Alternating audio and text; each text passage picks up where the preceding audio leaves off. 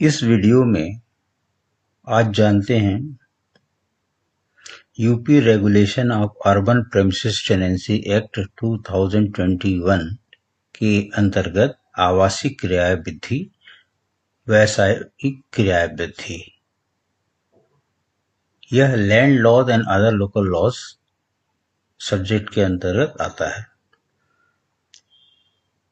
अक्सर हमने देखा है कि जब भी किराएदारी बढ़ती है तो किराया जो किराएदार आपके यहाँ रहते हैं, पहले कोई भी एग्रीमेंट लिखित होता नहीं था, जिससे बड़ी असुविधाएं होती थी।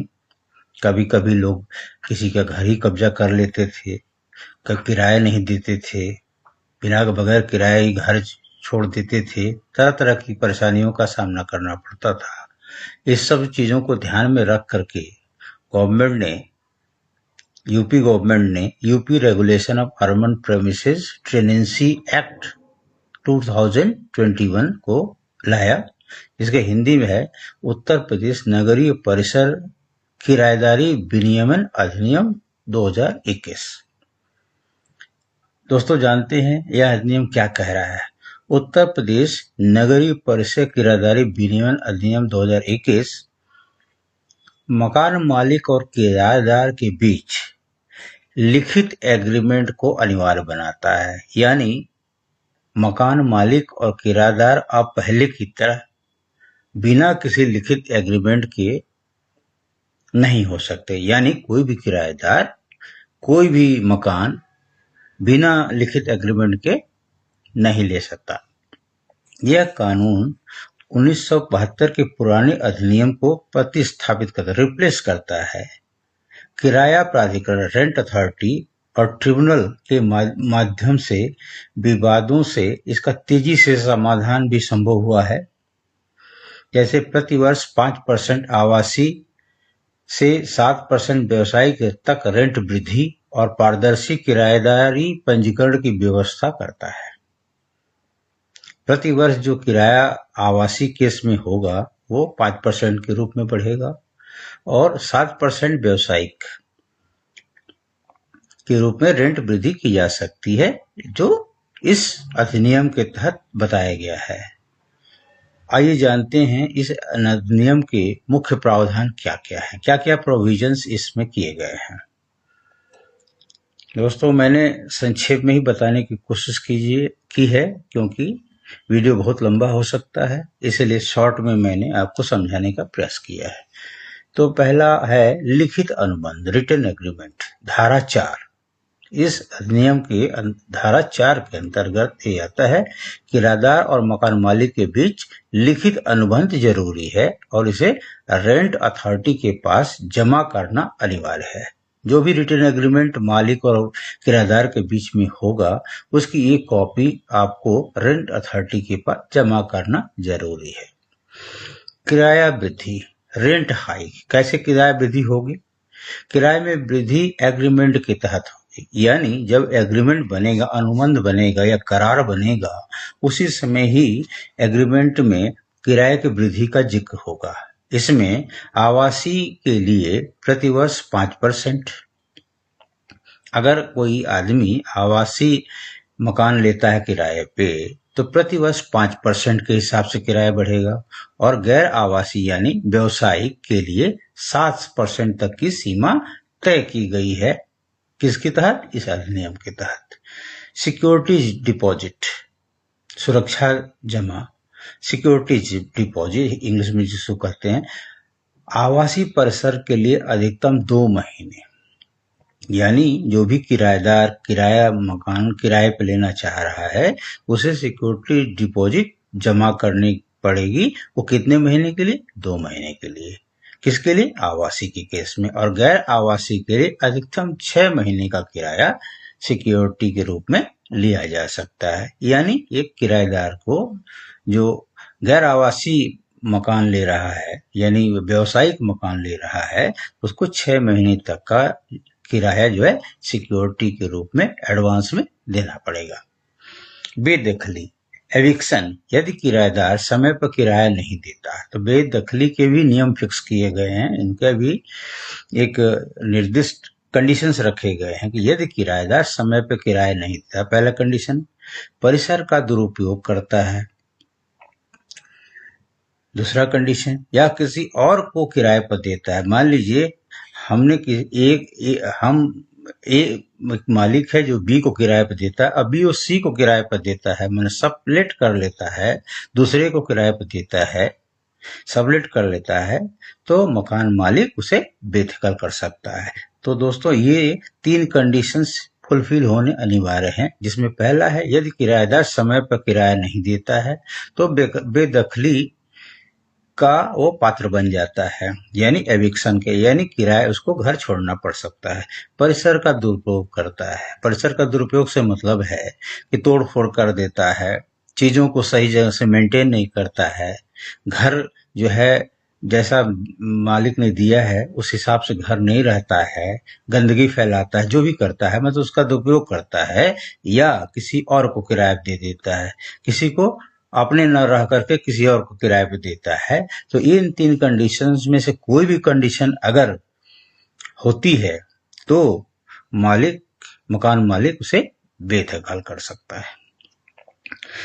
किराया न्यायाधिकरण और प्राधिकरण, इस रेंट कोर्ट और ट्रिब्यूनल इन विवादों को कि मकान मालिक और किराएदार के बीच में अगर कोई विवाद उत्पन्न होता है, किराए से संबंधित हो, परिसर के दुरुपयोग से संबंधित हो या सबलेटिंग से संबंधित हो, तो उसके त्वरित निपटान के लिए अलग अलग रेंट कोर्ट बनी है। अगर मान लीजिए कि मकान मालिक ने जबरन जो है 5% से अधिक का किराया रेंट बढ़ाने की बात लिखवा ली हो जबरदस्ती से, क्योंकि मान लीजिए कि उसको किराएदार को बहुत आवश्यकता थी तो उसने जो है ज्यादा का लगा लिया कि भाई हम 5 से नहीं बल्कि हम 7% के हिसाब से लेंगे।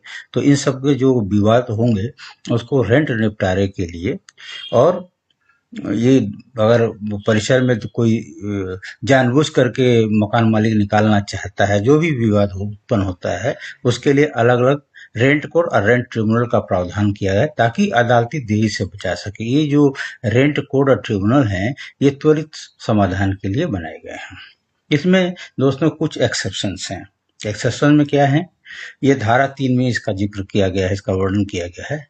यह अधिनियम सरकारी स्वामित्व वाले परिसरों पर लागू नहीं होता, सार्वजनिक उपक्रमों पर लागू नहीं होता, वैधानिक निकाय जो है उन पर भी नहीं होता, छावनी बोर्डों पर नहीं होता है, धार्मिक धर्मार्थ संस्थानों के स्वामित्व वाले परिसरों पर नहीं, या कंपनियों द्वारा कर्मचारियों को सेवा अनुबंध के हिस्से के रूप में किराए पर दिए गए परिसरों पर लागू नहीं होता है। जो गवर्नमेंट क्वार्टर्स जिसको आप कहते हैं, जहां एम्प्लॉयज अपना रहते हैं, तो उसके लिए कंपनियां जो है अपना एक अनुबंध, एक एग्रीमेंट, एक करार बना रखी हैं, तो उन पर लागू नहीं होगा। ये किस पर होगा, जो गैर सरकारी हैं, यानी सोसाइटी का जो भी हो, जिसमें कोई सोसाइटी है उसमें कोई लेना चाह रहा हो उनके लिए लागू होता है, मतलब सरकारी नहीं होना चाहिए। महत्वपूर्ण बिंदु क्या होगा इसमें, इस कानून के बनाने में, यह कानून पुरानी और नई दोनों तरह की किराएदारियों को विनियमित करता है, मतलब एक सामंजस्य बनाता है। पुराने में क्या था और नई में दोनों को मिला एक नया विनिमय किया है, जो निष्पक्षता सुनिश्चित करने के लिए किया है, एक निष्पक्ष प्रभावशाली बनाने के लिए किया है, एक निष्पक्ष अधिनियम बनाया है जो प्रभावी कब से है, 11 जनवरी 2021 से। इसका जो है पंजीकरण ऑनलाइन पोर्टल रेंट30 के माध्यम से किया जा सकता है, जो सभी मकान मालिकों, संपत्ति प्रबंधकों और किराएदारों का डेटा केंद्रीकृत रखता है, सेटेलाइट रखता है। कि अब ये भी सुविधा है कि आप ऑनलाइन पोर्टल पे भी किराए के लिए घर ढूंढ सकते हैं, मकान मालिकों से संपर्क कर सकते हैं, जिसका डेटा किसके पास है, सेंट्रलाइज किया हुआ है, सेंट्रलाइज है, रेंट अथॉरिटी पोर्टल पर है। तो अब आते हैं दोस्तों, इसके जो मुख्य धाराएं हैं उसको मैं संक्षिप्त में बताना चाहता हूं। विस्तृत जानकारी के लिए आप किताबों का रेफरेंस ले सकते हैं, लेकिन इनसे संबंधित जो चीजें हैं अक्सर एग्जाम में पूछ दी जाती हैं। जैसे धारा 4, ये किससे संबंधित है? Compulsory written tenancy agreement. कोई भी एग्रीमेंट जो बनेगा वो रिटन होना चाहिए, मौखिक नहीं होना चाहिए। इसका जिक्र किया गया धारा 4 में। धारा 5 में पीरियड ऑफ टेनेंसी एग्रीमेंट में किराएदार की अवधि कितनी है सही मेंशन होना चाहिए कि किराया में 2 साल के ले रहा हूँ, 5 साल के ले रहा हूँ, जो भी है और होना चाहिए। धारा 8 और 9 में क्या कहा गया? देय क्या है, किराया क्या देना है, और rent payable and rent revision, आप कितना रेंट दे रहे हैं इसका जिक्र होना चाहिए, कितना मालिक ने आपसे करार किया है वो, और रेंट जो रिवीजन होगा, अभी भी रेंट में चेंज करना चाहे मकान मालिक तो उसके क्या कंडीशन शर्तें हैं, इस सब के बारे में बताया गया है। धारा 11 कहता है लिमिट ऑफ सिक्योरिटी डिपॉजिट, जो सिक्योरिटी जमा हम करेंगे, सिक्योरिटी डिपॉजिट जो कहा गया कि आवासीय के लिए 2 महीने का और गैर आवासीय यानी वाणिज्यिक के लिए 6 महीने का, उसकी एक सीमा तय की गई है कि आपको 2 महीना, अगर आवासीय आप ले रहे हैं किराए पे तो 2 महीना और बाकी के लिए 6 महीना। तो इसका जिक्र कहाँ किया है दोस्तों? कभी कभी सेक्शंस भी पूछ लिए जाते हैं और सेक्शन के थ्रू से आप चीजों को अच्छी तरह समझा भी सकते हैं। तो धारा 11 में कहा गया है कि क्या लिमिट है सिक्योरिटी डिपॉजिट की। धारा 15 और 16 परिसर की मरम्मत, रख रखाव और देखभाल। इसमें परिसर की मरम्मत करवाना है, रख रखाव और देखभाल, इन तीनों चीजों के बारे में मालिक की क्या ड्यूटी है और किराएदार की क्या ड्यूटी हो सकती है उसके बारे में बताया गया है।